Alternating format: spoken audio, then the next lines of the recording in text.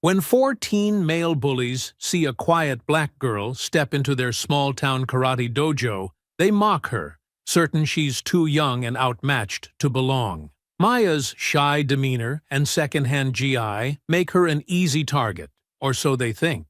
What the bullies can't see is the fierce skill and discipline her late father taught her. When they try to humiliate her in front of the class, Maya's response in 60 breathtaking seconds leaves everyone stunned. What began as a cruel joke sparks a community reckoning and a fight for real justice. Before we go any further, comment where in the world you are watching from and make sure to subscribe, because tomorrow's story is one you don't want to miss. The autumn breeze rustled through the trees as Trina's old Honda pulled into the strip mall parking lot. Maya sat quietly in the passenger seat, her small hands gripping the folded white GI that had once belonged to her father. The fabric was slightly worn but clean, carefully preserved like a treasure. "You've got this, baby," Trina said, reaching over to squeeze Maya's shoulder. "Remember what Daddy always said about martial arts?" Maya nodded, her voice barely above a whisper. "It's not about being tough. It's about being disciplined." The dojo occupied the corner unit of the shopping center, its large windows covered with faded posters of kicking figures and inspirational quotes. A bell chimed as they pushed open the glass door, releasing a wave of familiar scents: wood floors, athletic gear, and the sharp tang of cleaning supplies. Sensei Carter stood near the front desk, his black belt tied precisely around his crisp white uniform. His smile seemed genuine, if a bit reserved, as he approached them. "Welcome to Carter's Karate," he said, extending his hand first to Trina, then offering a gentler greeting to Maya. "You must be our new student." Maya bowed slightly, just as her father had taught her. "Yes, sir. Thank you for having me."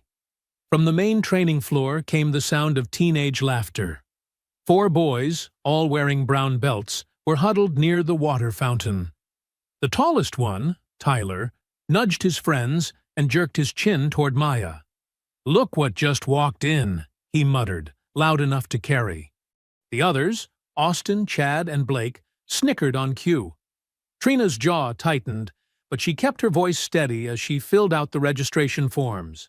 Maya pretended not to notice, focusing instead on the rows of trophies lining the walls and the neat stacks of training equipment. "Maya, why don't you go change while your mother finishes the paperwork?" Sensei Carter suggested, pointing toward the girls' locker room. "Class starts in 5 minutes." The locker room was empty and echoed with Maya's careful movements as she changed into her GI. She could hear the boys' voices through the wall, their words muffled, but their tone clear enough. "Is this some kind of joke?" That was Tyler again. "She's like what, 6? 9, corrected another voice, probably Chad. "My little sister's in her grade." "Whatever, this isn't daycare." More laughter followed. Maya's fingers trembled as she tied her white belt, but she remembered her father's steady hands showing her the proper knot. One end over the other. Wrap around, through, and pull. She stood before the mirror, adjusting the uniform until it lay perfectly straight. Back in the lobby, Trina was just finishing the forms. She looked up as Maya emerged, her eyes filling with pride and worry in equal measure. "You look beautiful, baby. Just like a real karateka." "Mom," Maya whispered, embarrassed but pleased. The boys had moved onto the training floor now, stretching in a loose circle and still trading glances and smirks. Austin made a show of rolling his eyes when Maya walked past. "Everyone line up according to rank," Sensei Carter called out. The boys swaggered to their spots, brown belts marking their senior status. Maya took her place at the end of the line, the stark white of her belt a beacon of her beginner status. "Let's welcome our new student, Maya," Sensei Carter announced. "She'll be joining our Saturday morning youth class." Blake coughed something that sounded suspiciously like babysitting, setting off another round of poorly concealed laughter. Trina watched from the lobby, her hands clasped tightly together. She wanted to march onto that floor and give those boys a piece of her mind, but she held back. Maya needed to find her own way here. "Bow in," Sensei Carter commanded. The class turned to face the front wall, where a Japanese flag hung beside various martial arts certificates. Maya's heart hammered against her ribs as she bowed, the familiar motion bringing both comfort and anxiety. She could feel the boys' presence behind her, their amusement at her expense almost tangible in the air. "First position," Sensei Carter called out. "Let's begin with our warm-up exercises." Maya settled into her stance, trying to focus on the instructor's words rather than the whispered comments and stifled chuckles from the teenage boys. She fixed her eyes straight ahead, channeling every ounce of determination she possessed. Tyler's voice carried in a stage whisper, "This ought to be good." But Maya held her position, her father's words echoing in her mind. "Stand straight. Breathe deep. You belong here as much as anyone else." She drew in a slow breath, willing her racing heart to steady itself as Sensei Carter began counting out the first exercise. The warm-up exercises started simple enough: jumping jacks, push-ups, and stretches. Maya moved through each motion with practiced precision, her muscles remembering the countless hours she'd spent training with her father in their garage. "Look at her trying to show off," Austin whispered loudly to Chad. "Bet she learned that from YouTube." Maya's cheeks burned, but she kept her eyes forward, focusing on Sensei Carter's instructions. The familiar movements brought comfort, even as the boys' snickers threatened to break her concentration. 20 mountain climbers," Sensei Carter called out. "Begin!" Maya dropped into position, her small frame moving efficiently through the exercise. Behind her, Tyler made exaggerated grunting noises, causing Blake to burst into poorly suppressed laughter. "That's enough," Sensei Carter said mildly, without turning around. "Focus on your own form." But the warning carried no real weight. The boys exchanged knowing looks, understanding that their behavior would go unchecked. "Now, let's practice our basic blocks," Sensei Carter announced. "Upper block, middle block, lower block. Follow my count." Maya settled into her stance, remembering her father's gentle corrections.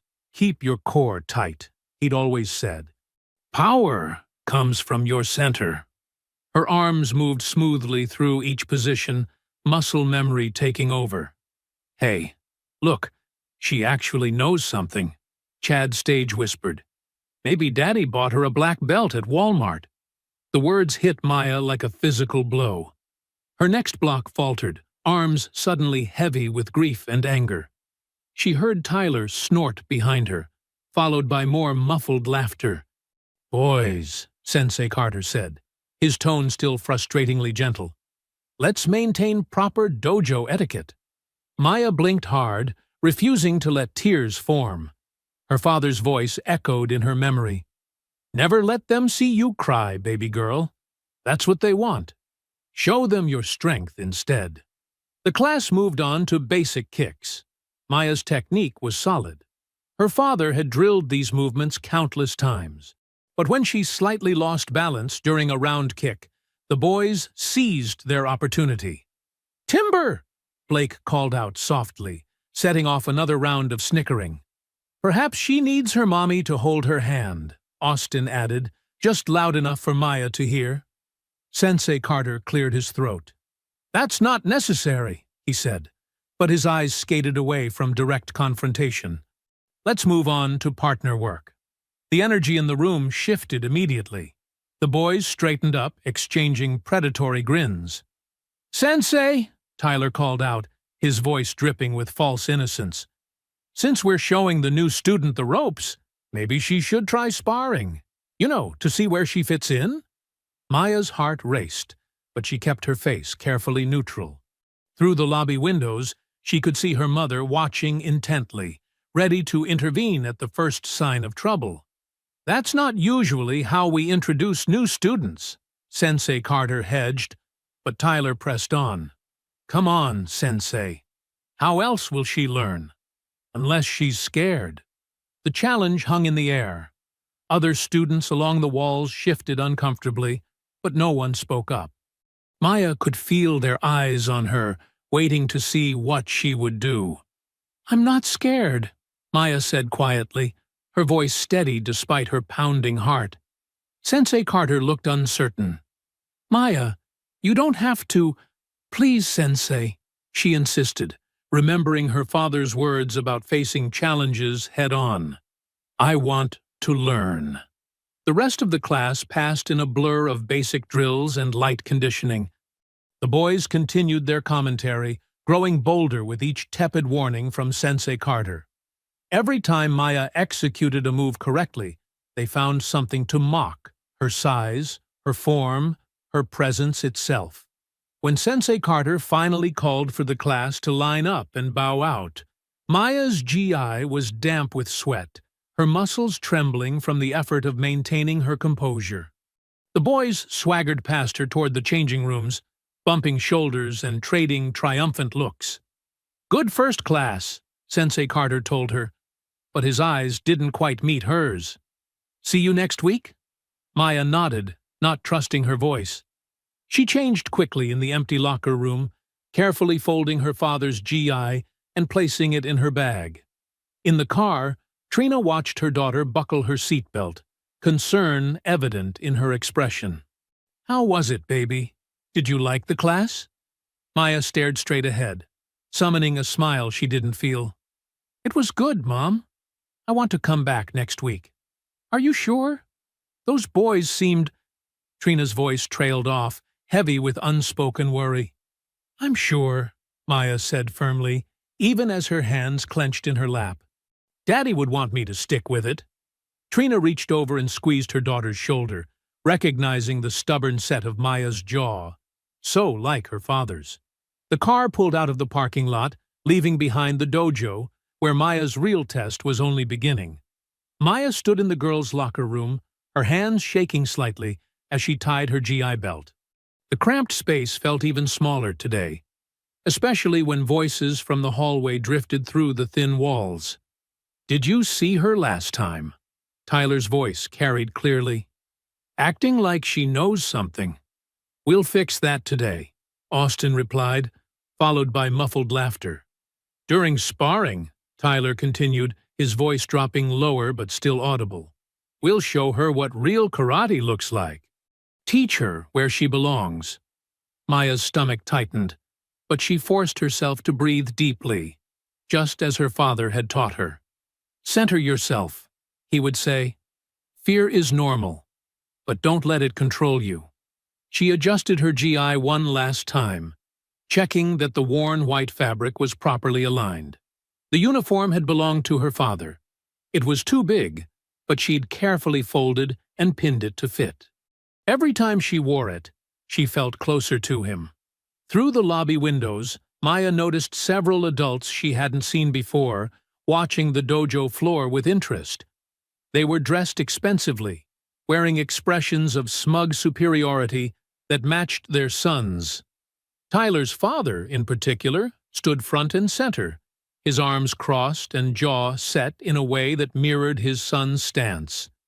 Maya stepped onto the training floor, bowing formally at the threshold. The other students were already warming up, but the four boys stopped their stretching to stare at her. Tyler whispered something to Chad, and they both smirked. "Line up," Sensei Carter called, and the class quickly formed rows. Maya took her place at the back, trying to ignore the sideways glances from other students.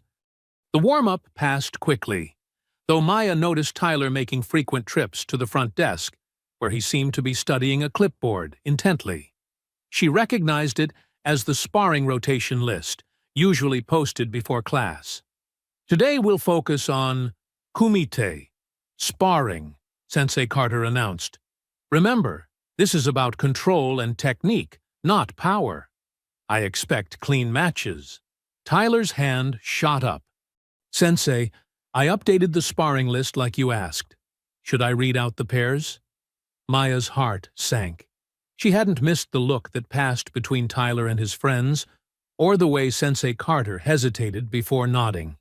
"First round," Tyler announced, clearly savoring the moment. "Me versus the new girl." A murmur ran through the class.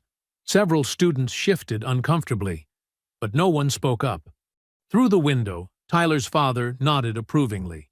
"Sensei," Maya said quietly, raising her hand. "I thought new students usually start with basics before sparring." Sensei Carter cleared his throat, not quite meeting her eyes. "Well, yes, but perhaps this will be a good learning experience. Sometimes we need to be—" He paused, choosing his words carefully. "Humbled, to grow stronger." The boys didn't even try to hide their grins now. Maya felt her cheeks burn as she heard Tyler's father chuckle from the lobby. "Everyone clear the floor," Sensei Carter instructed. "Make a circle for the match." The class moved quickly, forming a ring around the central training area. Maya walked to her starting position, very aware of the eyes following her every move. The boys' parents pressed closer to the window, phones ready to record what they clearly expected to be an entertaining show. Tyler strutted to his spot, rolling his shoulders dramatically. At 16, he towered over Maya, his white belt a stark contrast to his confident demeanor. His friends had positioned themselves directly behind Maya, where she could hear their whispered commentary. "This'll be quick," Austin muttered. "Hope somebody brought a first aid kit," Chad added with a snicker. Maya closed her eyes briefly, centering herself. She could almost feel her father's presence, remembering the countless hours they'd spent training together. His voice echoed in her memory. "Size isn't everything, Maya. Technique beats strength when you know how to use it. Bow to the front," Sensei Carter commanded. Maya and Tyler turned to bow to the dojo shrine. Bow to each other. Maya dipped respectfully, while Tyler barely nodded his head. "Fighting stance!" Maya settled into her position, feet placed precisely, guard up but relaxed. She noticed Tyler's stance was wider than necessary, his weight too far forward, exactly the kind of mistakes her father had taught her to recognize. "Remember," Sensei Carter said, though his warning seemed directed more at Maya than Tyler, "this is about learning, not proving anything." Tyler's smirk widened as he raised his hands, clearly anticipating an easy victory. Behind him, his father leaned forward expectantly, phone held high to capture his son's moment of triumph. The air in the dojo felt electric with anticipation. Maya could sense the other students holding their breath, waiting for the inevitable. Even Sensei Carter seemed tense, perhaps already regretting his decision. "Ready." Sensei Carter raised his hand, the signal to begin moments away. Maya drew one last calm breath, her father's teachings crystallizing into perfect clarity in her mind. "Begin!" Tyler charged forward with a wild grin, his larger frame casting a shadow over Maya. His first punch was sloppy. All power, no precision. Maya saw it coming as if in slow motion, just like when she trained with her father. "Let them come to you," her father's voice whispered in her memory. "Use their momentum against them." Maya shifted slightly, letting Tyler's punch graze past her shoulder. In the same fluid motion, she stepped in, her small hand catching his extended arm. Before anyone could blink, she pivoted, using Tyler's own forward momentum to send him flying. He landed hard on his back, the impact driving the air from his lungs with an audible "oof." The dojo fell silent. Tyler lay there, blinking at the ceiling in confusion. His father's phone lowered slightly. "Lucky shot!" Austin shouted, breaking the silence. He stepped forward, fists clenched. "Let me show you." "Wait your turn," Sensei Carter interrupted, but Austin was already charging. Maya centered herself again, remembering her father's teachings. Speed beats strength when you know where to strike. Austin's attack was even sloppier than Tyler's. Pure anger. No technique. Maya ducked under his wild swing, her small frame moving like water. Her counter was perfect, a swift sweep that caught Austin's legs mid-stride. He toppled forward, face planting onto the mat. Chad and Blake exchanged nervous glances. The crowd of students had grown completely still, their expressions a mixture of shock and growing admiration. Through the window, Maya caught a glimpse of her mother arriving to pick her up, stopping short at the unexpected scene. "Who's next?" Maya asked quietly, her voice steady despite her racing heart. Chad stepped forward, trying to look tough, but betrayed by his trembling hands. He took a fighting stance, more cautious than his friends had been. It didn't matter. When he finally attacked, Maya read his movement like an open book. A quick block, a precise strike to his solar plexus. Not hard, but perfectly placed. And Chad doubled over, stumbling backward. Blake, the last of the four, looked like he wanted to run. But with his friends groaning on the mat and their parents watching, he had no choice. He approached Maya with his hands raised defensively. "Remember to breathe." Maya heard her father's voice again. "Stay focused until the very end." Blake circled cautiously, looking for an opening. Maya remained still, perfectly balanced. When he finally struck, she moved like lightning. A quick sidestep, a gentle redirect of his punch, and suddenly Blake was airborne. He landed beside Tyler, who was just managing to sit up. The entire exchange had taken less than a minute. Maya bowed formally to each fallen opponent, maintaining perfect composure despite her thundering heart. The dojo erupted in whispers and gasps. Several students broke into spontaneous applause, quickly silenced by glares from Tyler's father and the other parents in the lobby. Trina stood in the doorway, her hand covering her mouth, eyes shining with pride and unshed tears. She knew exactly what this moment meant. All those hours Maya had spent training with her father. All the quiet strength he had instilled in their daughter before his passing. The other students crowded around Maya, their previous silence transformed into excited chatter. "That was amazing," a young girl whispered. "Where did you learn to move like that?" "My father taught me," Maya replied softly, maintaining her humble demeanor despite the triumph surging through her veins. Sensei Carter approached slowly, his expression a complex mixture of embarrassment and reluctant admiration. "Well, that was unexpected," he managed, clearing his throat. "Good.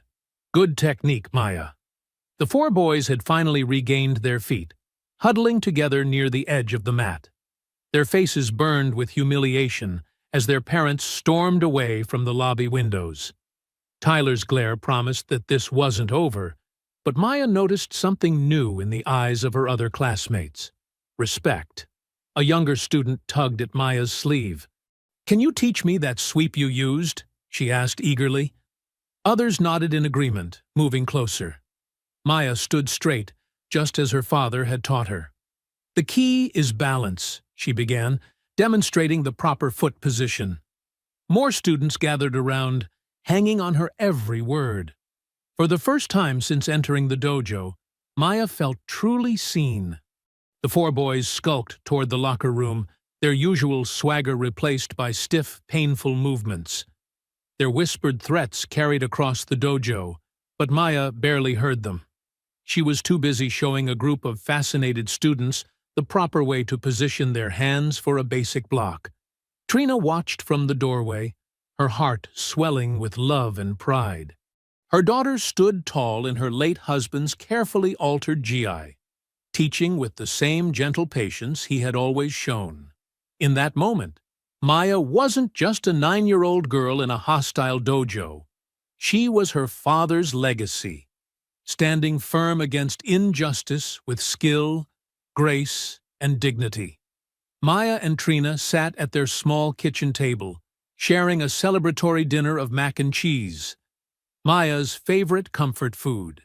The steam rose from their bowls as Trina watched her daughter try to hide a proud smile. "You know what?" Trina said, pulling out her phone. "I recorded those matches. Want to see?" Maya nodded eagerly, scooting her chair closer. On the small screen, she watched herself move with a grace that surprised even her. The video showed all 4 encounters, each lasting only seconds, but packed with the techniques her father had drilled into muscle memory.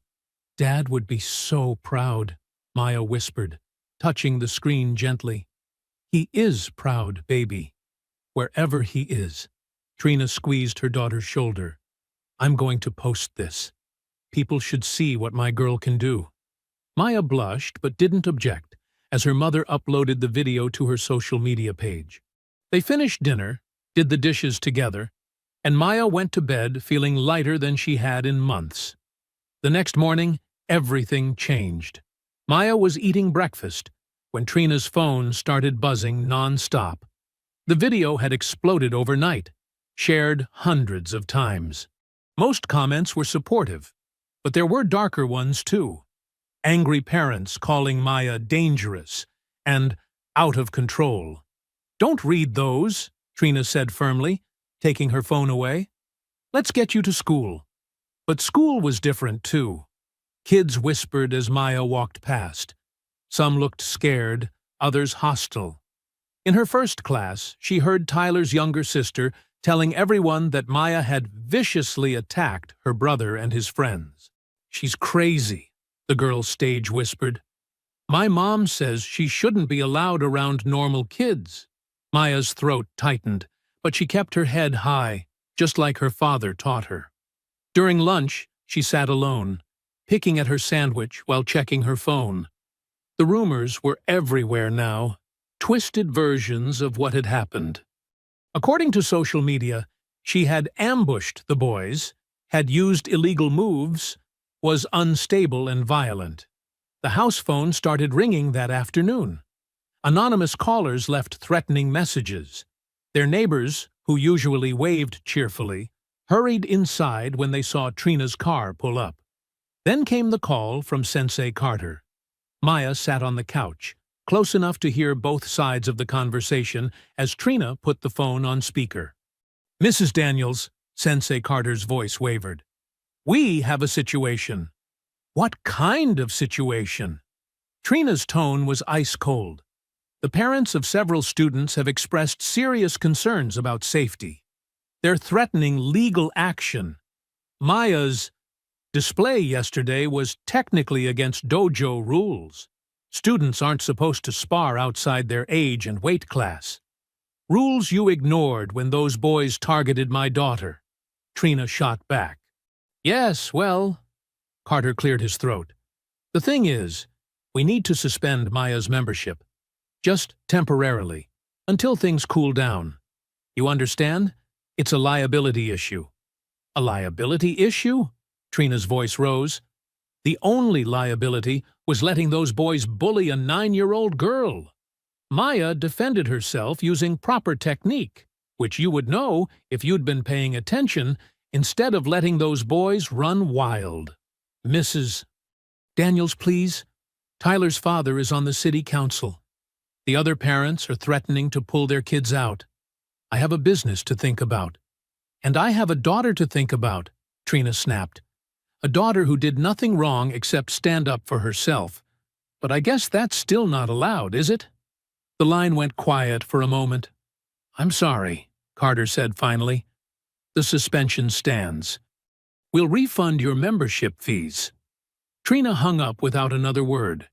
She turned to Maya, who sat very still, hands folded in her lap like her father had taught her during meditation.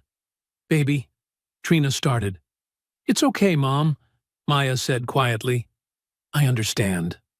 Later that night, Maya sat cross-legged on her bed, watching the video again on her tablet. In it, she moved with confidence and skill, each technique perfect, just as her father had shown her. She looked strong, capable, everything he'd wanted her to be. But now that strength had turned the whole town against them. Her phone buzzed with cruel messages from fake accounts. Through her window, she saw Mrs. Peterson across the street quickly closing her curtains. Trina appeared in the doorway, still in her work clothes. She'd spent the afternoon dealing with worried calls from her supervisor about All this negative attention. You watching that again? She asked softly. Maya nodded. Did I do something wrong, Mom? Should I have just let them win? Trina crossed the room in 3 quick steps and sat on the bed, pulling Maya into a fierce hug. No, baby. You did exactly what you should have done. You stood your ground. You showed respect, even when they didn't deserve it. Your father taught you well. But now, everyone hates us. They don't hate us. They're scared because you showed them something they didn't expect. People get mean when they're scared. Trina pulled back, looking Maya in the eyes. But we're not going to let them win. Not now. Not ever. What can we do? We fight back. The right way, like your father taught you. With dignity, with skill, and with truth. Trina's voice was steel wrapped in velvet. I promise you, Maya, this injustice will not stand. The morning sun cast long shadows across the sidewalk as Maya walked to school, her small hand gripped tightly in her mother's. The usual chorus of children's voices and running feet had gone quiet. Parents hustled their kids to the other side of the street, whispering and pointing. Head up, baby, Trina murmured, squeezing Maya's hand. Just like Dad taught you. Maya straightened her spine, trying to channel her father's quiet strength. But her stomach churned as they approached the school entrance. Groups of students scattered like startled birds as they passed. Remember what we talked about, Trina said, kneeling to straighten Maya's collar. You did nothing wrong. If anyone gives you trouble, go straight to the teacher, Maya finished. I know, Mom. Trina hugged her daughter tight, then watched as Maya walked through the heavy double doors. The whispers started immediately. That's her. My brother said she's crazy. Mom says we can't play with her anymore. Maya kept her eyes forward, just like in the dojo. Focus on the path ahead. Don't let them see you flinch. She made it to her classroom and slid into her seat, noticing how the surrounding desks suddenly emptied. Even Mrs. Peterson, her usually warm-hearted teacher, seemed different. When Maya raised her hand to answer a math question, Mrs. Peterson's eyes skipped right over her, calling on someone else. During group work, no one would partner with her. I'll work alone, Maya told Mrs. Peterson quietly, fighting back tears. Maybe that's best, Mrs. Peterson replied, not quite meeting her eyes. Just for now. At her desk, Maya could hear Tyler's sister Jessica holding court with her friends. My brother had to go to the doctor, Jessica announced loudly. She could have really hurt him. Dad says she's dangerous. Maya's pencil snapped in her grip. She hadn't hurt anyone. She'd used controlled techniques, perfect form, just like Dad taught her. But no one seemed to care about the truth. Meanwhile, across town at the customer service center where she worked, Trina sat stiffly in her supervisor's office. Mr. Roberts shuffled papers on his desk, looking uncomfortable. Trina, you've been an excellent employee, he began. But this situation with your daughter, it's causing some concern in the community. My daughter defended herself against bullies, Trina said evenly, using proper martial arts technique. Yes, well, Mr. Roberts cleared his throat. Several of our clients have expressed discomfort. The video you posted has gotten quite a bit of attention. Not all of it positive. So I should have let my daughter be humiliated? Let those boys. We're not discussing the incident itself, Mr. Roberts cut in. We're discussing the impact on our business. I need you to keep family matters private, Trina. Take down the video. Stop engaging with comments online. We can't have this kind of negative attention. Trina's hands clenched in her lap. Is my job at risk, Mr. Roberts? He wouldn't meet her eyes. Let's hope it doesn't come to that. During her lunch break, Trina tried calling Sensei Carter again. This time, he actually answered. Mrs. Daniels, I truly am sorry, he said, sounding tired. But Tyler's parents have already contacted their lawyer. They're talking about suing for endangerment. Endangerment? Trina's voice cracked. Those boys targeted my daughter. I know. But they're claiming Maya used excessive force, that she wasn't properly supervised. Their lawyer says I could lose everything. So instead, you're punishing a 9-year-old girl for defending herself? What happened to all that talk about discipline and character? Carter sighed heavily. Sometimes we have to make hard choices to survive. I'm sorry, but the suspension stands. Back at school, Maya sat alone at lunch, her sandwich untouched. The cafeteria buzzed with conversation, but a bubble of silence surrounded her table. She watched other kids laughing, sharing snacks, making plans for after school. Even Jenny, who had smiled at her yesterday after the sparring matches, now sat with her back turned. Maya pulled out her notebook, opening it to a blank page. She started sketching the basic stances her father had taught her, adding notes about foot positioning and weight distribution. If she couldn't practice at the dojo, she'd practice at home. She'd keep training, keep improving. A shadow fell across her page. Maya looked up to see Jessica and 2 other girls standing over her table. "Drawing your attack plans?" Jessica sneered. "My dad says you're lucky you're not in jail." Maya closed her notebook carefully. "I didn't attack anyone. It was a fair match." "Fair? 4 boys ended up on the ground. You're just a freak who can't control herself." The words stung, but Maya remembered her father's voice. The strongest response is often silence. She packed up her lunch, stood, and walked away, Jessica's taunts following her down the hall. In the bathroom, Maya splashed cold water on her face and stared at her reflection. She saw her father's determined eyes looking back at her. He'd faced worse than this, she knew. He'd told her stories about being the only black belt in his dojo, about people who didn't want him to succeed. "I won't quit," she whispered to her reflection. "I'll find a way back. I promise, Dad." The afternoon sun was sinking behind the trees as Maya trudged home, taking the long way to avoid passing Tyler's house. Her backpack felt heavier than usual, weighted down with the day's loneliness. Lost in thought, she almost bumped into someone standing at the corner of Mason Park. "Whoa there, young lady," a gentle voice said. "Looks like you're carrying more than just those books." Maya looked up to see Mr. Jefferson, the dojo's janitor, his kind eyes crinkling at the corners. He was still wearing his gray work uniform, a ring of keys jangling at his belt. "Sorry, Mr. Jefferson," Maya mumbled, stepping back. "No need to apologize." He gestured to a nearby bench. "Got a minute to sit with an old man? These legs aren't what they used to be." Maya hesitated, then nodded. They settled onto the worn wooden bench, watching kids play on the swings across the park. "Heard what happened at the dojo," Mr. Jefferson said quietly. "Reminded me of something from way back in '65. Maya turned to him, curious despite herself. "What happened?" "I was about 16. Worked up the courage to enter a local boxing tournament.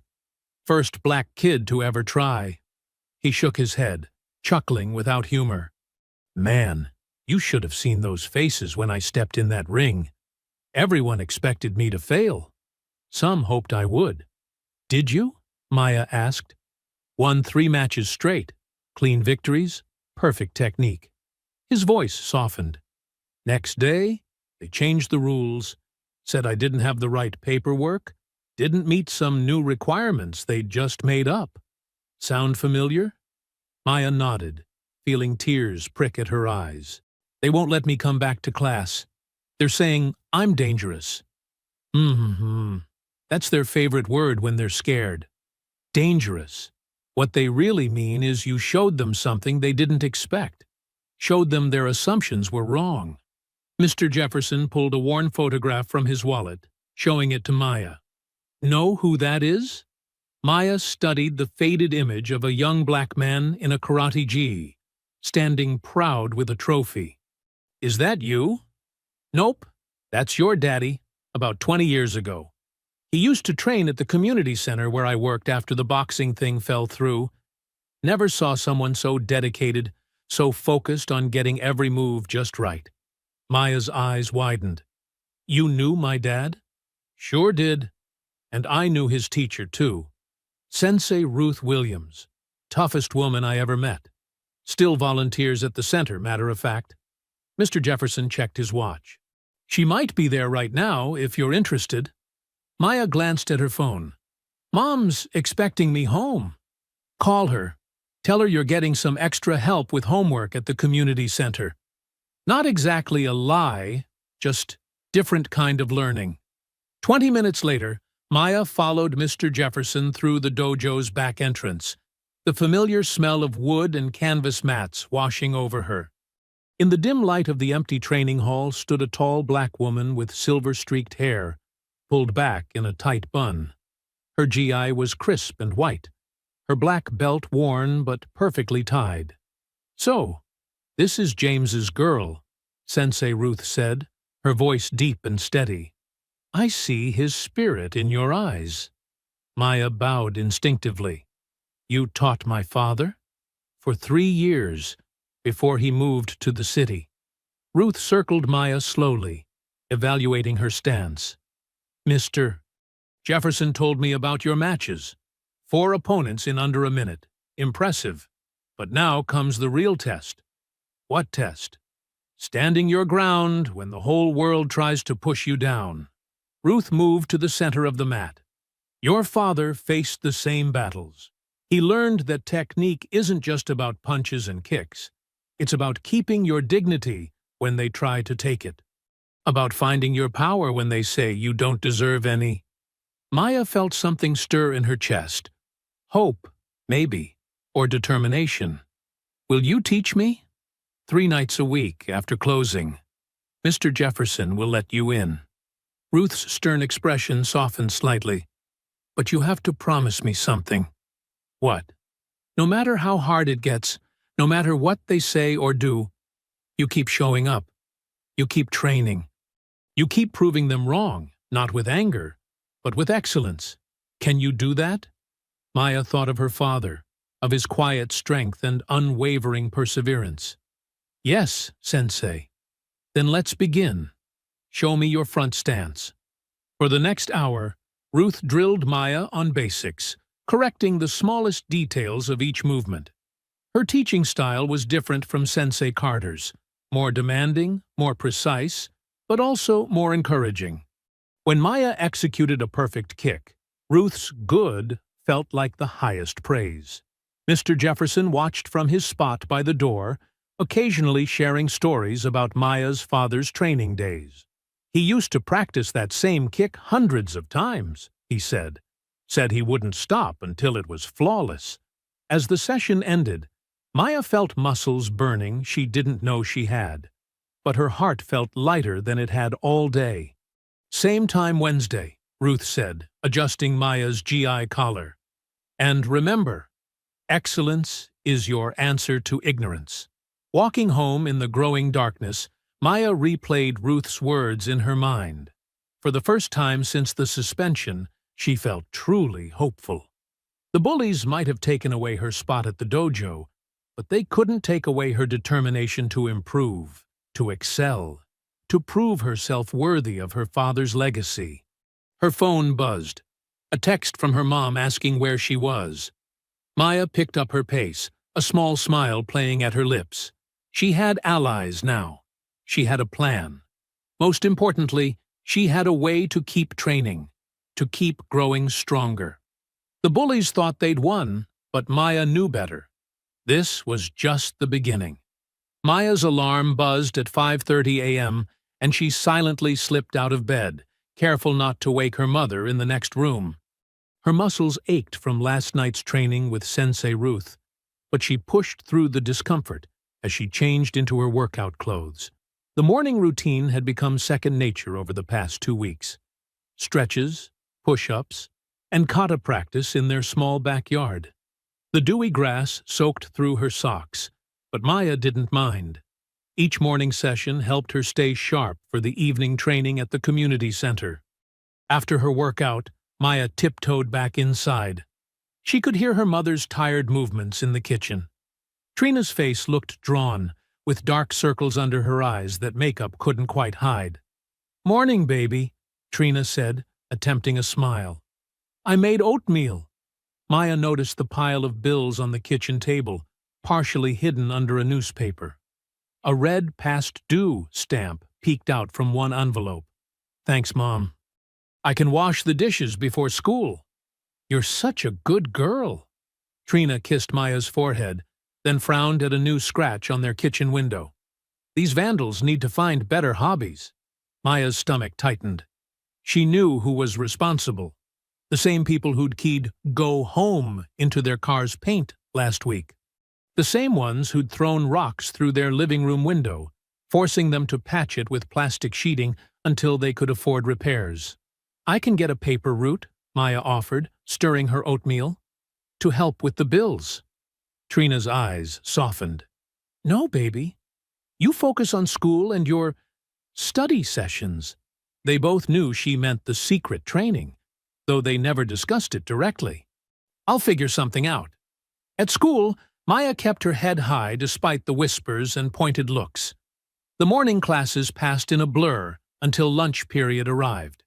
As usual, she headed to her isolated corner table in the cafeteria. "Is this seat taken?"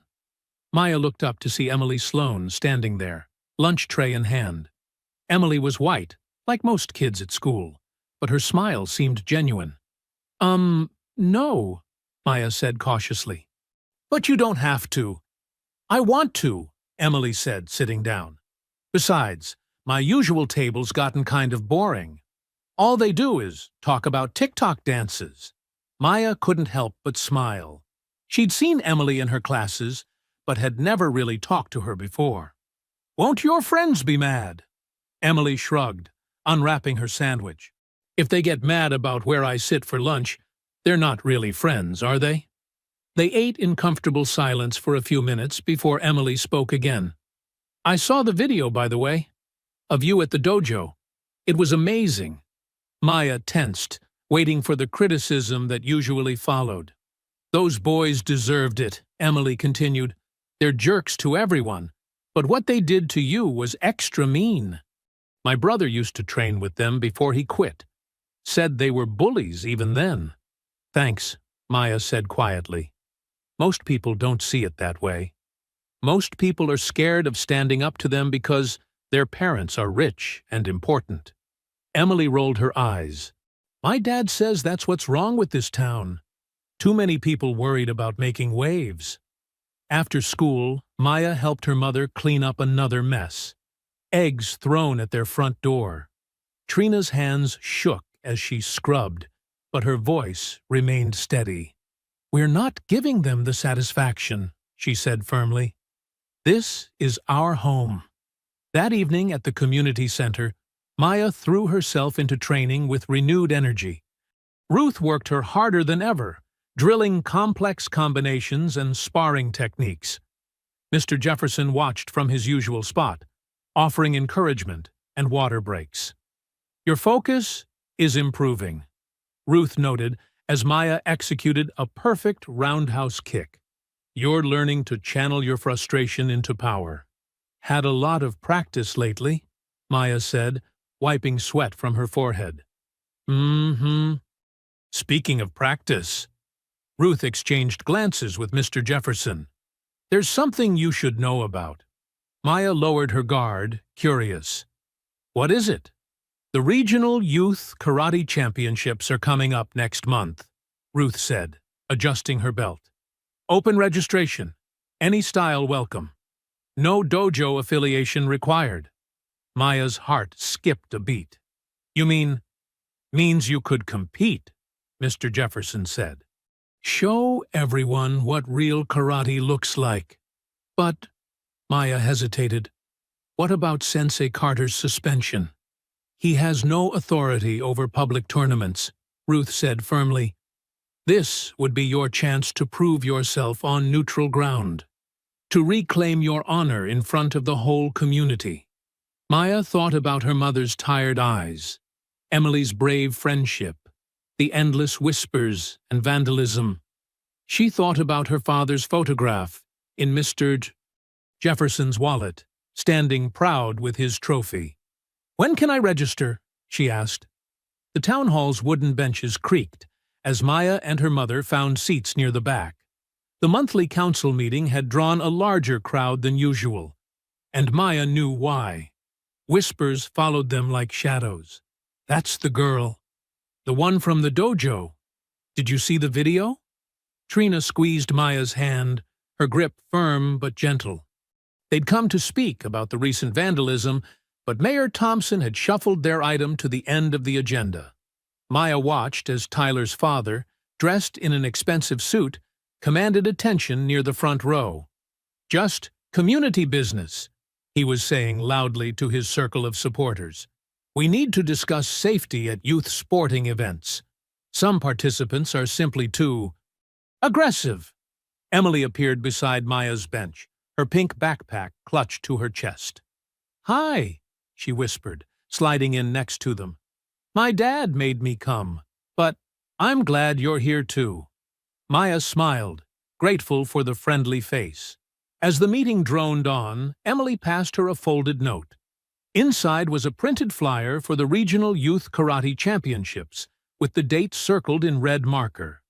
"I can help you register," Emily whispered. "My mom works at the recreation center. She knows all about sports paperwork." Trina leaned over, examining the flyer. Her eyes lingered on the entry fee, $50. Maya saw her mother's slight frown and knew what she was thinking. That was grocery money. "We'll figure something out," Trina murmured, tucking the flyer into her purse. The meeting grew heated when Tyler's father stood to speak. "We need stricter oversight of martial arts instruction," he declared. "Some students pose a clear danger to others. I move that we require special permits for any underage participants in combat sports." Maya's chest tightened. They were trying to block her from competing before she could even sign up. But then, something unexpected happened. A familiar voice cut through the murmurs. "Point of order." It was Mr. Jefferson, standing from his seat near the middle. His janitor's uniform was pressed clean, his bearing dignified. "The town council has no jurisdiction over state-sanctioned sporting events. The regional tournament is governed by the State Athletic Commission." Mayor Thompson cleared his throat. "Mr. Jefferson is correct. We cannot intervene in state-level competitions." The next morning, Emily met Maya before school. "Mom printed all the forms we need," she said, pulling papers from her backpack. "But we only have until Friday to submit everything." They worked through lunch, filling out paperwork. Emily's mother had highlighted where they needed signatures, but there was one crucial requirement they couldn't ignore. A certified instructor had to sign off on Maya's skill level and safety training. "Ruth can't do it," Maya said quietly. "She's retired. It has to be someone currently licensed." That afternoon, they went to the community center where Ruth trained Maya. Mr. Jefferson was there, mopping the floors, but he wasn't alone. Sensei Carter stood awkwardly by the water fountain, his usual confident posture absent. "Maya," he said, his voice heavy. "Could we talk?" Ruth appeared in the doorway, arms crossed. "Whatever you have to say it here." Carter nodded, pulling a pen from his pocket. "I've been wrong about a lot of things. I let fear of losing business cloud my judgment." He held out his hand for Maya's papers. "I'll sign your medical clearance. You've more than earned it." Maya watched as he signed the forms, his signature careful and deliberate. He didn't meet her eyes, but his words were clear. "You were never officially expelled from the dojo. The suspension was unofficial. These forms are truthful." "Thank you," Maya said softly. That evening, Maya and her mother sat at their small kitchen table, sharing a simple dinner of spaghetti. The tournament entry forms lay between them, complete and ready to submit. Mr. Jefferson and Ruth pooled together for the entry fee, Trina said, twirling pasta on her fork. I tried to refuse, but she smiled. Ruth can be very persuasive. Maya pushed a meatball around her plate. Are you sure about this, Mom? What if they try something else? What if… Baby, Trina reached across the table, taking Maya's hand. For weeks, I've watched you wake up early to train, seen you hold your head high at school. You haven't let them break your spirit. She squeezed Maya's fingers. Maybe it's time we stopped hiding. Emily says she'll make posters, Maya said, a small smile forming. For the tournament. That girl's got a good heart. Trina's eyes grew distant. Your daddy would be so proud seeing you now. He always said karate wasn't just about fighting. It was about standing up for what's right. They ate in comfortable silence for a while, the weight of recent weeks feeling somehow lighter. Through their patched window, the sunset painted the kitchen in warm colors, and for the first time in a long time, Maya felt real hope flutter in her chest. We should celebrate, Trina said suddenly. Ice cream? I think we've got enough for 2 small sundaes. Maya nodded, watching her mother move to the freezer. Tomorrow would bring new challenges, but tonight they allowed themselves to imagine victory.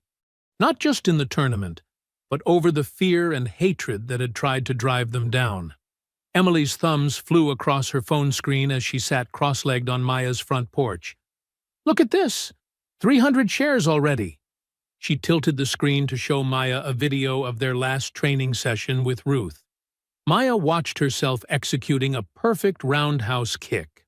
I don't know, Emily. Maybe we shouldn't draw so much attention. People need to see the truth, Emily insisted. How amazing you are! How wrong they've been! Inside, Trina was on the phone with the electric company. Again. But I paid that bill, she said, voice tight with frustration. I have the confirmation number right here. Maya tried to ignore her mother's conversation, but the worry lines on Trina's forehead told the whole story. 3rd time this month, their utilities had mysteriously malfunctioned. Emily's phone buzzed with another notification. Channel 5 wants to interview you. They saw my post about the tournament. No interviews, Trina called from inside, hanging up the phone. We need to keep our heads down until… A car drove by slowly, engine growling.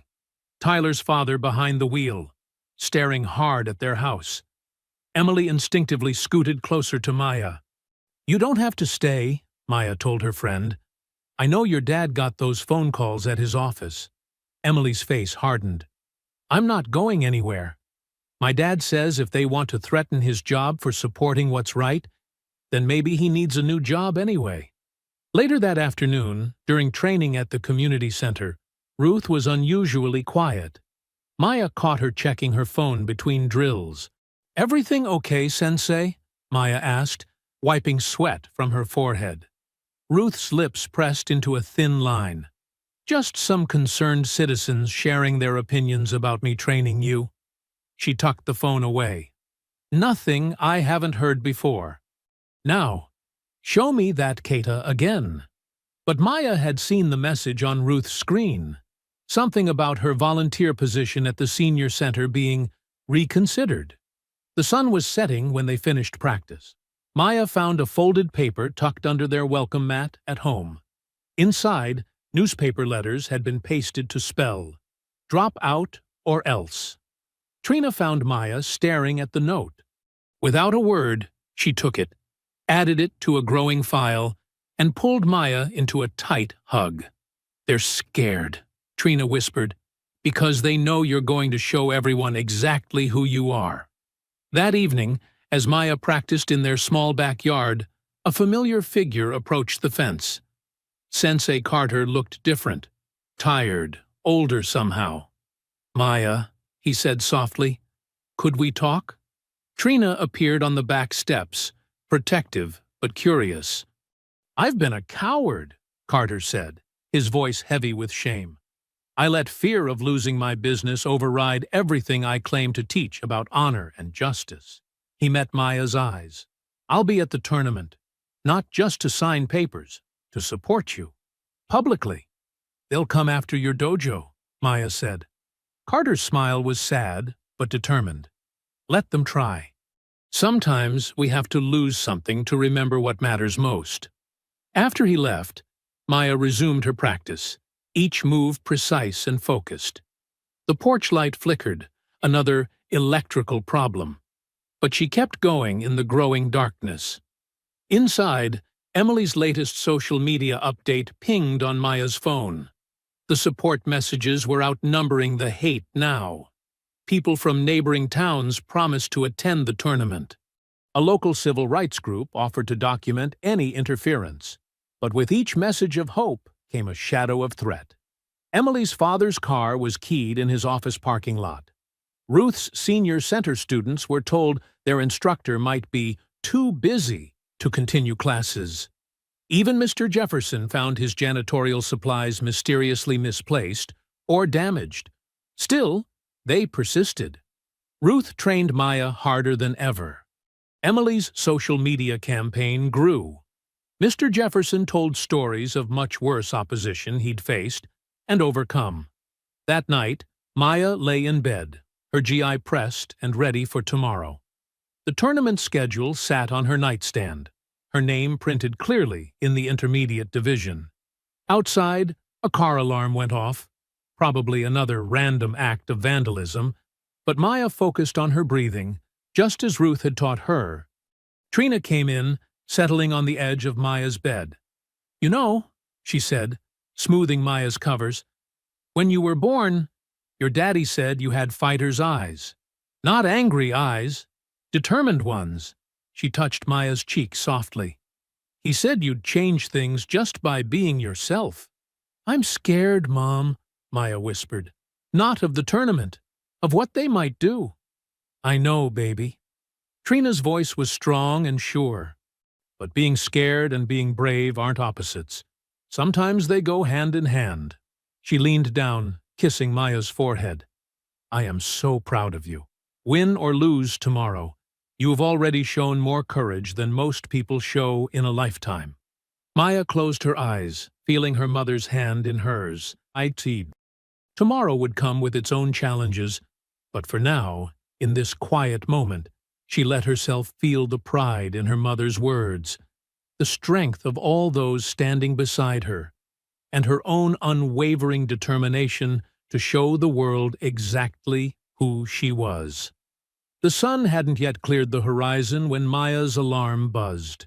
She'd barely slept, but adrenaline pushed away any tiredness as she carefully put on her freshly pressed GI. Her hands moved automatically through the familiar motions of tying her belt, just as her father had taught her. Trina was already in the kitchen, making Maya's favorite breakfast, scrambled eggs and toast.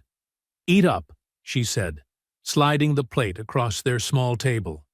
"You'll need your strength today." Maya picked at her food, stomach tight with nerves. Through their kitchen window, she could see their neighbor, Mrs. Chen, waving encouragingly. Since Emily's social media posts had gone viral, more neighbors had begun showing quiet support. The drive to the tournament venue took 30 minutes. Maya watched the familiar streets of their small town give way to the bigger city's sprawl. Trina hummed softly to the radio, but her knuckles were white on the steering wheel. The parking lot of the Western Regional Sports Complex was already filling up when they arrived. Competitors in various colored GIs streamed toward the entrance, some jumping in place to stay warm in the crisp morning air. Maya spotted several news vans with satellite dishes. "Look who's here!" a familiar voice called out. Mr. Jefferson stood near the entrance, wearing a neat suit instead of his usual janitorial uniform. He gave Maya a warm hug. "Ready to show them what you've got?" "She was born ready," came Ruth's voice as she strode up, her own black belt tied precisely around her waist.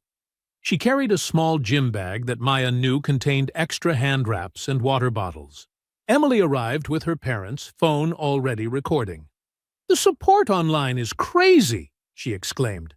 "People from 3 states are following your story." Maya felt a flutter of nervousness at that, But then Sensei Carter appeared, looking more determined than she'd ever seen him. "The registration desk is this way," he said quietly. "I'll walk with you." Inside, the gymnasium hummed with activity. Practice mats were set up in corners where competitors warmed up. Judges in blazers huddled around clipboards. Parents filled the bleachers, many holding handmade signs for their children. At the registration desk, Maya handed over her paperwork. The woman checking forms frowned, looking from Maya to where Tyler's father stood nearby, clearly trying to intimidate them. But Carter stepped forward, his presence as a respected dojo owner adding weight to Maya's registration. "Everything's in order," he said firmly. "Maya Daniels, Intermediate Division." The woman stamped Maya's forms and handed her a competitor's number. As they walked away, Maya heard Tyler's father arguing loudly with the officials, but the paperwork was already processed. "Maya," Emily called from the bleachers. "Over here." She'd saved them spots near the front, perfect for watching the matches. A small cluster of supporters had gathered. Ruth's students from the senior center, some of Mr. Jefferson's friends from his activist days, even a few families from Maya's school who'd seen Emily's posts. As Maya began her warm-up stretches, she spotted Tyler, Chad, Austin, and Blake across the gym. They wore their dojo's team jackets, huddled together like wolves planning an attack. Their parents stood nearby, shooting dark looks toward Maya's cheering section. "Don't focus on them," Ruth advised, helping Maya stretch. "Remember what we practiced. Clean technique, perfect form. Let your skill speak for itself." The first matches of the day began. Maya watched carefully as other competitors faced off, noting their strategies. A local news reporter interviewed Emily about her social media campaign, while her camera operator filmed Maya warming up. Finally, Maya's division was called. Her first opponent was a tall girl from another city who smiled respectfully as they bowed to each other. The match started fast. The girl was good, but Maya was ready. Every block, every strike flowed naturally, just as she'd practiced countless times with Ruth. "Point, Maya!" the referee called as Maya landed a perfect reverse punch. The crowd cheered, not just Maya's supporters now, but others who appreciated good technique. Even some of the judges nodded approvingly. Maya won decisively, bowing again to her opponent before running to hug her mother. Trina's eyes shone with tears of pride. "That's my girl," she whispered. "Excellent form," Carter said, looking both proud and slightly ashamed as he remembered how he'd initially dismissed her. Between rounds, Maya sat with Emily and Ruth, sipping water and trying to stay focused. But movement caught her eye. Tyler and his friends were gathering in a corner, whispering intensely and shooting dark looks her way. Tyler's face was red with anger, his fists clenched at his sides. "Just ignore them," Emily said. But Maya noticed Mr. Jefferson moving casually closer to Tyler's group, positioning himself where he could hear their conversation. His expression grew concerned as he listened. More competitors were called to their matches. The gym echoed with shouts and the sound of feet on mats. Maya closed her eyes, centering herself, feeling the support of everyone around her. Whatever Tyler and his friends were planning, she would be ready. Maya stepped onto the mat for her second match, the crowd's energy electric around her. Her opponent, a stocky boy from a neighboring state, towered over her. But Maya remembered Ruth's words. "Size doesn't matter when your technique is perfect." The referee signaled the start. Maya's opponent charged forward aggressively, but she sidestepped smoothly, years of training with her father flowing through her movements. When he overextended, Maya countered with a precise combination: block, step, strike. The crowd gasped as the bigger competitor stumbled backward. "Point, Maya!" the referee called. Emily's excited squeal carried over the general cheering. From the sidelines, Ruth nodded approvingly. Maya caught glimpses of Trina filming on her phone, sharing every moment with their growing online following. The match continued, Maya's perfect form drawing appreciative murmurs from the judges. She won decisively, 3-0. "That's what I'm talking about," Mr. Jefferson shouted, standing up to applaud. Even some parents from other dojos were clapping, impressed by Maya's skill. Between matches, Ruth pulled Maya aside for water and coaching. "You're flowing like water," she said, adjusting Maya's GI. "Just like your father used to. He'd be so proud today." Emily bounced around them like an excited puppy, phone in hand. "The hashtag #YourMayaStrong is trending locally," she announced. "People are sharing your story everywhere." Maya glimpsed Tyler's father arguing heatedly with tournament officials, waving papers and pointing in her direction. But Sensei Carter stood nearby, arms crossed, his presence a quiet reminder that Maya's registration was legitimate. The third match proved more challenging. Her opponent was quick and skilled, scoring the first point with a fast kick. Maya felt her heart race, but Trina's voice cut through the noise. "Breathe, baby. You've got this."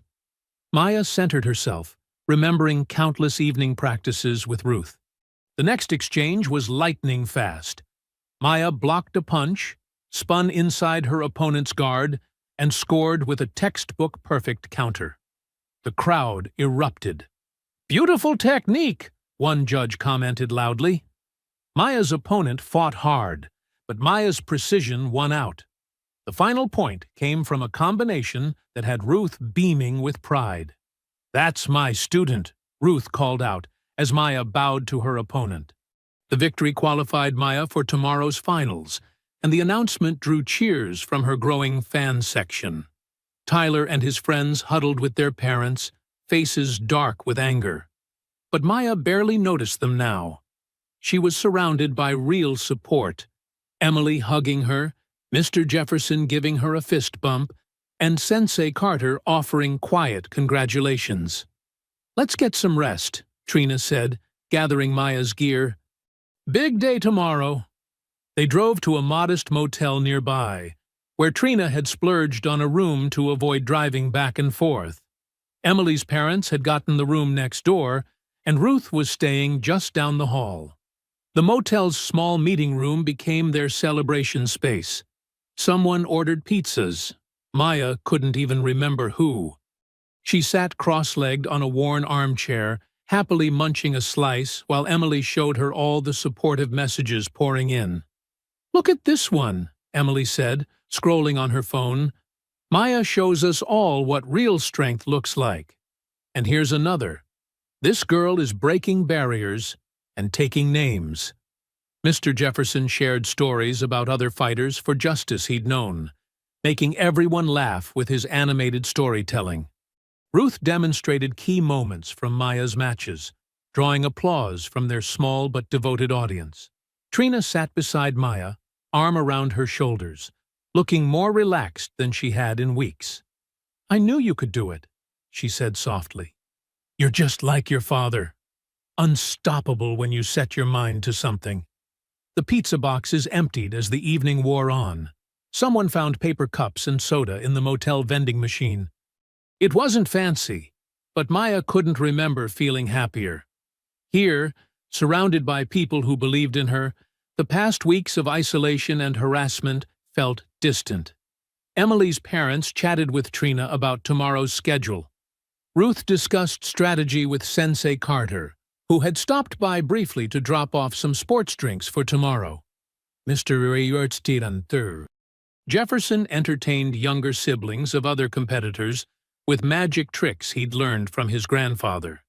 Maya leaned back in her chair, taking it all in. The motel room was small and the furniture was worn, but it felt like a palace filled with champions. For the first time since the trouble started, she felt truly hopeful. Tomorrow would bring new challenges, but tonight was for celebrating how far she'd come. "Time for bed soon," Trina announced, noticing Maya trying to hide a yawn. "Champions need their rest."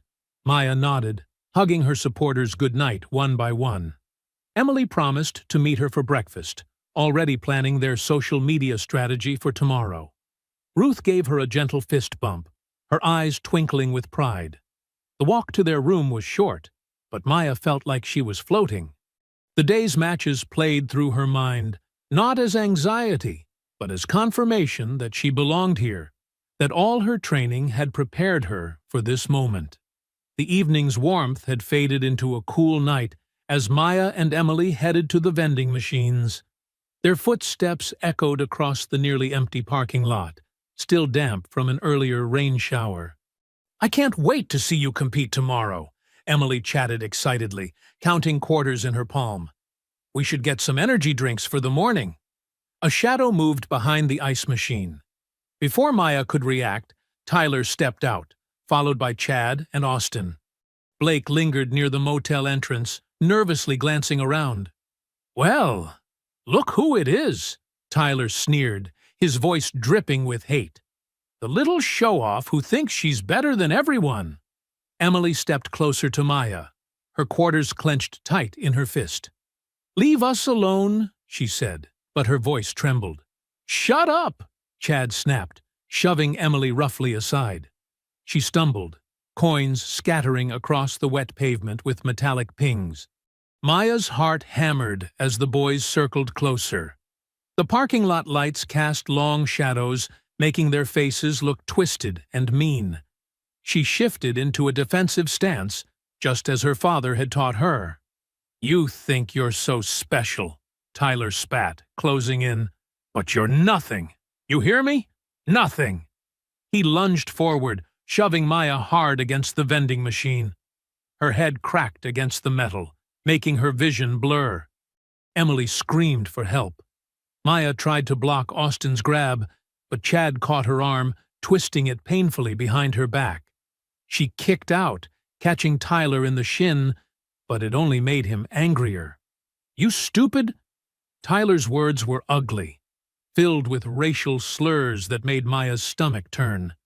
His fist connected with her cheek, sending her sprawling onto the rough concrete. Emily ran toward the motel, screaming louder now. "Help! Somebody help us!" Maya struggled to her feet, tasting blood where her lip had split.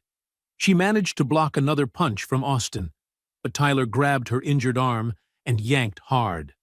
Pain shot through her shoulder.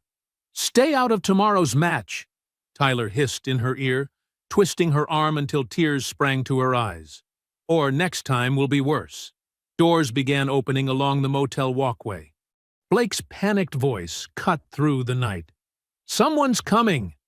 The boys released Maya, shoving her one last time. She fell hard, scraping her palms and face on the pavement. Tyler kicked her once in the side before they scattered into the darkness. "Maya!" Trina's voice carried across the parking lot. Running footsteps approached as Maya tried to push herself up, her whole body shaking. "Baby, oh my God!" Trina dropped to her knees beside Maya, gathering her daughter close. Ruth and Mr. Jefferson weren't far behind, along with several other motel guests. Emily ran back with her parents, crying. They attacked her. Tyler and his friends. They were waiting for us. Maya's face throbbed where Tyler had hit her. Her arm felt like it was on fire, and warm blood trickled from her scraped cheek. But worse than the physical pain was the humiliation burning in her chest. Someone called the police. Maya sat wrapped in her mother's arms, shivering despite the blanket someone had brought. Ruth examined her injuries with gentle hands, while Mr. Jefferson paced angrily nearby.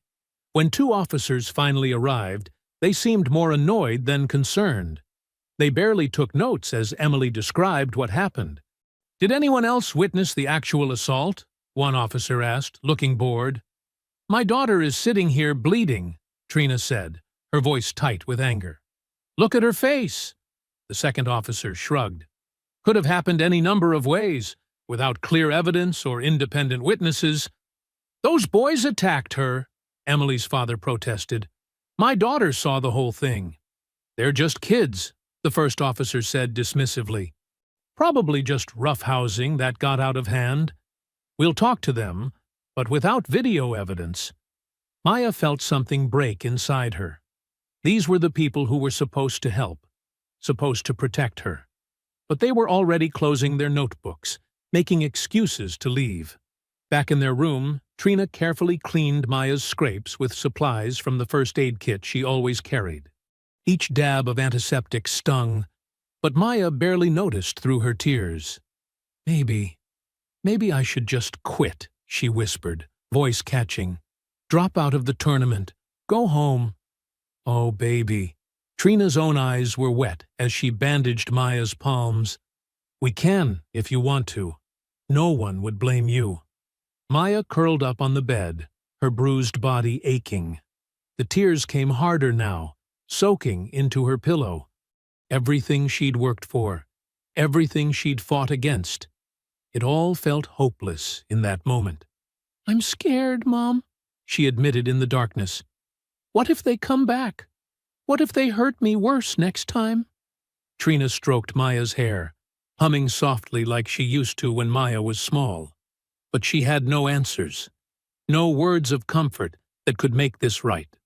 Maya's quiet sobs gradually gave way to exhausted sleep, but even in her dreams, she couldn't escape the memory of Tyler's hateful words and the sting of betrayal from those who should have helped her. Sunlight crept through the motel curtains, casting thin stripes across Maya's face. She winced as she sat up, every muscle protesting. Her reflection in the bathroom mirror made her stomach clench. A dark bruise bloomed on her cheek, and dried blood crusted the scrapes on her face. A soft knock at the door made her jump. Maya?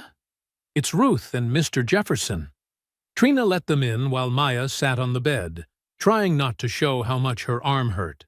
Emily slipped in behind them, carrying a paper bag that smelled like breakfast sandwiches. Child, look at me, Ruth said, sitting beside Maya. Her weathered hands were gentle as she examined Maya's injuries. Those cowards. Attacking a child in the dark. Mr. Jefferson paced the small room, his usually calm face tight with anger. Just like the old days. Nothing changes unless we make it change. I don't know if I can compete, Maya whispered, looking down at her bandaged palms. Everything hurts. That's exactly what they want, Ruth said firmly. They want you broken, scared, hiding. She tilted Maya's chin up, making her meet her eyes. Are you going to give them what they want? Before Maya could answer, Emily's phone buzzed. She grabbed it, eyes widening. Maya! Someone got it on video! A guest recorded everything from their balcony. They crowded around the phone. The footage was grainy but clear enough. Tyler and his friends attacking Maya and Emily, the racial slurs audible in the night air. The video had already been shared hundreds of times. It's everywhere, Emily said, scrolling through comments. People are furious. They're calling the police department, demanding action. As if on cue, Trina's phone rang. It was a local news reporter, asking for comment. Then a civil rights organization. Then supporters offering help. The tournament starts in 2 hours, Ruth said, squeezing Maya's good hand. What's it going to be? Maya looked at her mother, who nodded encouragingly. At Emily, whose friendship had never wavered. At Mr. Jefferson, who'd fought these battles before. At Ruth, who believed in her when no one else did. I'm competing, Maya said, her voice growing stronger. They don't get to win like this. Ruth helped Maya stretch carefully, working out the worst of the stiffness. Emily braided Maya's hair while Trina fielded more calls. Mr. Jefferson disappeared, returning with ice packs and athletic tape. When they arrived at the tournament venue, the atmosphere had completely changed. News vans lined the parking lot. Civil rights advocates carried signs supporting Maya. Local parents who'd stayed silent before were speaking out, their own children sharing stories of bullying by Tyler and his friends. Inside, tournament officials huddled in urgent discussion. The boys' parents were noticeably absent, along with their sons, who'd been disqualified after the video evidence emerged. Police officers, different ones from last night, took statements from witnesses. "Maya," Sensei Carter approached, looking ashamed. "I need to say something to everyone. Will you let me?" Maya nodded, surprised by the respect in his voice. He walked to the center of the tournament floor and called for attention. The crowd fell silent. "Last night, something happened that shames our whole community," he began, his voice carrying across the hushed room. "A young student was attacked for daring to excel, for challenging the status quo, for being different." He paused, swallowing hard. "I've been part of the problem, by staying silent when I saw bullying, by choosing comfort over courage, by letting fear of losing business matter more than doing what's right." Murmurs rippled through the crowd. Maya felt Emily squeeze her hand. "But today, we have a chance to stand for something better," Carter continued. "Maya Daniels shows us what real courage looks like, not just in her skill as a martial artist, but in her determination to face down hatred with dignity, to fight back against injustice with grace." The crowd began to applaud. Maya saw phones recording, more people sharing the story. Faces that had turned away from her yesterday now smiled in support. "So today, I'm breaking with our dojo's board," Carter announced. "I'm standing with Maya, with what's right. Because that's what martial arts is supposed to teach us, not just how to fight, but when to fight, for justice, for honor, for change." The applause became thunderous. People stood, cheering. Maya felt tears in her eyes, but these were different from last night's. These were tears of vindication, of hope. Ruth's hand rested on her shoulder. "See? Light always breaks through the darkness, child. Always. Now, let's get you warmed up. You've got some winning to do." Maya nodded, straightening her spine despite the pain. She saw faces in the crowd, neighbors who'd finally found their voices, children who looked at her with admiration instead of fear, adults who were choosing, at last, to stand up and speak out. The morning sun streamed through the venue's high windows, warming her face. Maya took a deep breath and began her warm-up routine. Each movement a declaration. "I am here. I belong. I will not be broken." The tournament arena hummed with anticipation. Local news cameras lined the walls, their red lights blinking. Phones recorded from every angle as Maya stepped onto the mat, her bruised face drawing gasps from those who hadn't yet seen the viral video of last night's attack. Across the mat, Tyler stood with his shoulders tensed, his earlier cockiness replaced by something darker. His parents had pulled strings to keep him in the tournament, despite the assault allegations, claiming there wasn't enough evidence yet to disqualify him. "Remember," Ruth whispered as Maya adjusted her belt, "he fights with anger. You fight with heart. That's why you'll win." Maya nodded, trying to ignore the throbbing in her arm. The bruises from last night felt like they were pulsing with each heartbeat. But when she looked into the crowd, she saw strength reflecting back at her.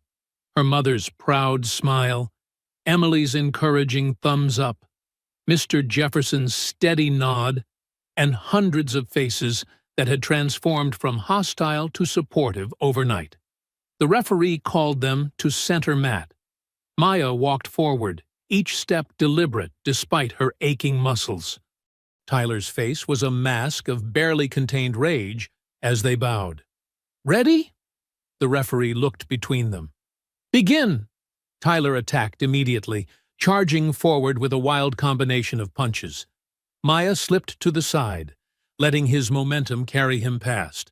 The crowd gasped at his aggression, but Maya remembered her father's voice. Patience. Let them wear themselves out. She blocked another flurry of strikes, feeling the impact jar her injured arm. Tyler pressed forward, trying to back her into a corner. "You should have stayed down," he hissed, quiet enough that only she could hear. Maya said nothing, focusing on her breathing like Ruth had taught her. She saw the pattern in Tyler's attacks, all power, no precision. His next kick came high, telegraphed by his shoulder tension. Maya ducked under it and countered with a swift combination to his midsection, scoring the first point. The crowd erupted. Tyler's face reddened as he reset his stance. This time he circled more cautiously, probing for weaknesses. Maya kept her guard high, protecting her bruised face. When he lunged again, she redirected his energy, using his own force against him just as her father had shown her years ago. Point after point, Maya's technical precision overcame Tyler's brute strength. She could hear Ruth calling encouragement, Sensei Carter's voice joining in. The local news commentator was describing her technique in amazed tones, the footage streaming live across the region. Tyler's frustration grew with each lost point. His attacks became wilder, more desperate. During a clinch, he whispered another slur, trying to shake her focus. Maya responded with a perfectly timed sweep that sent him sprawling. The referee awarded her another point as the crowd cheered louder.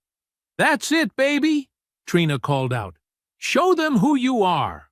Maya's arm screamed with pain as she blocked a particularly hard kick, but she refused to show weakness. She thought of all the nights training with Ruth, Mr. Jefferson's stories of perseverance, Emily's unwavering friendship. Each memory gave her strength. The final exchange came with 30 seconds left. Tyler, knowing he was behind, launched an all-out assault. Maya weathered the storm, deflecting and dodging until she saw her opening. As he overextended on a punch, she slipped past his guard and executed a perfect counterattack, the same combination she'd used in her very first sparring match at the dojo. Tyler hit the mat. The referee's hand went up. Point, match winner, Maya Daniels. The arena exploded in cheers. Maya stood tall, bowing to the referee, and then, despite everything, to Tyler. He refused to meet her eyes as he stormed off the mat, shoving past his stunned parents. Ruth reached her first, wrapping her in a gentle hug. "That's my girl. That's justice." Trina was crying as she embraced Maya. Emily jumped up and down, recording everything on her phone. Mr. Jefferson beamed with grandfatherly pride. Even Sensei Carter had tears in his eyes as he bowed deeply to Maya. Tournament officials draped a gold medal around her neck as reporters pressed forward with microphones. The live stream comments exploded with support. Someone had uploaded enhanced footage of last night's attack, the evidence now irrefutable. Police officers approached Tyler's parents, who were trying to slip out a side door. Maya heard phrases like assault charges and hate crime investigation floating through the crowd. The dojo board members who had supported the bullies now looked uncomfortable as parents demanded accountability. The mayor, who had ignored Trina's previous complaints, pushed through the crowd with an envelope in his hand. "Mrs. Daniels," he said loudly, cameras turning his way. "The town council has reviewed your work performance and would like to offer you an immediate promotion to senior manager, with a significant raise." He smiled nervously at the recording phones. "We value diversity and inclusion in our community." Maya barely heard the politics playing out around her. She was focused on the young children approaching the mat, eyes wide with admiration. A small girl with dark skin like Maya's asked shyly for a picture. A boy who had once laughed at her now asked if she would teach him that last combination. Sensei Carter cleared his throat. "Maya, if you're willing, I'd like to offer you a position as assistant instructor at the dojo. We're making some changes, big changes, and we need teachers who understand what real strength looks like." The crowd applauded again. Maya saw Ruth nodding approvingly, her mother wiping away proud tears. Through the venue's windows, she could see more people arriving, drawn by the live stream and viral videos. The story was spreading, changing things in ways she hadn't imagined possible. I hope you enjoyed that story.